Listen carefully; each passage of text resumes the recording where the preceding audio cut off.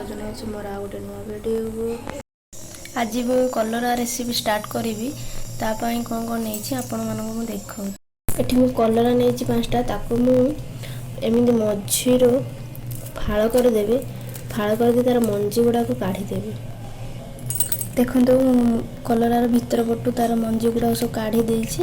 एबे ताको भल भाव धोईदेवी। एबे से मंजी रे मु रसुण पियाज कंचा लंका कलरा मंजी आउ किछि सोरिष देबी।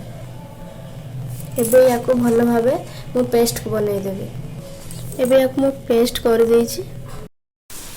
मु पानी रे लूण हळदी पके देछि। एबे ता सेथिरे कलरा को पके देबी।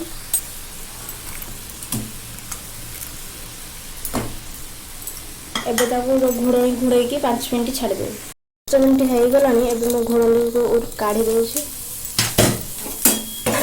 कलरा गुड़ा सीझी गलानी। कलराटा ठंडा होगा भितर मु मसलाटा को रेडी कर देछि। एबे मु सेथिरे 2 चामच सोरिष तेल दे देबी। एबे सेथिरे अल्प जीरा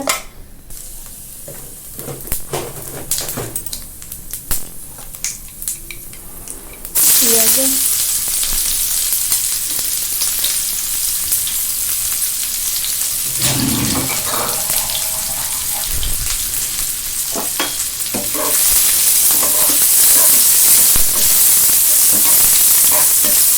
पियाज नाली पड़गला मसला को मुझे पकईदेवी। से पियाज नाली पड़गला मुझे मसला को पकईदेवी।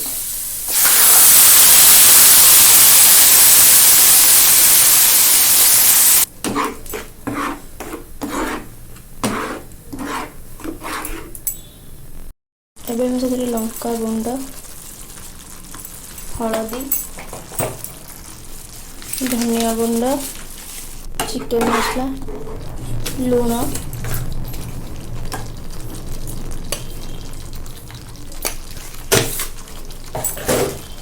एबे याको मु भल भाव कषी एबे याको मु घोड़नी देवी छाड़देवी 10 मिनिट हो गलानी। एबे घोड़नी को खोलिदेव।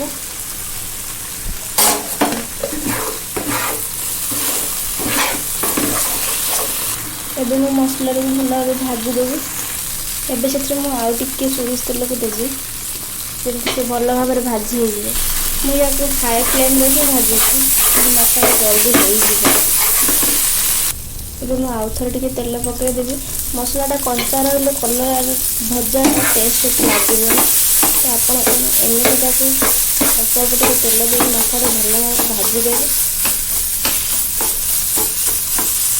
देखिपे मसलाटा हो आसलानी। आउ अल्प अल्प हो गला मुझे प्लेट को काढ़ीदेवी।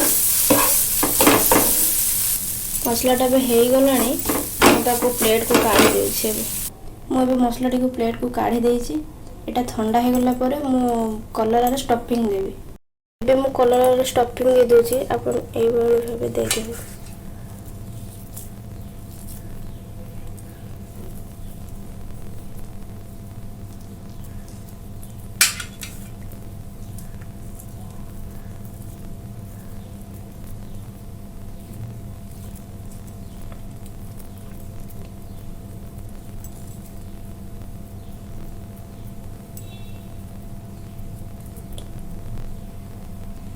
यही भाव मुझे सब कलर स्टफिंग दे दूसरी। एबे कलर मु सब मसला गुड़ा को भरी देछि।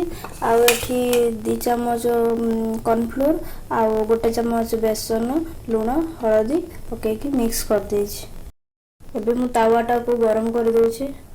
एबे मु सेथिरे कलरटा को एमती गोळेई देबी। तापरे छाड़ी देबी कड़ाई रे। एही भाव सब कलर को बेसन और कॉर्नफ्लोर पानी रे गोळेकी ताको छाड़ीदेवी। यही भाव में सब कलरा गुड़ा को पकई देछि तावारे। हाई फ्लेम रे ताको फ्राई कर देबे।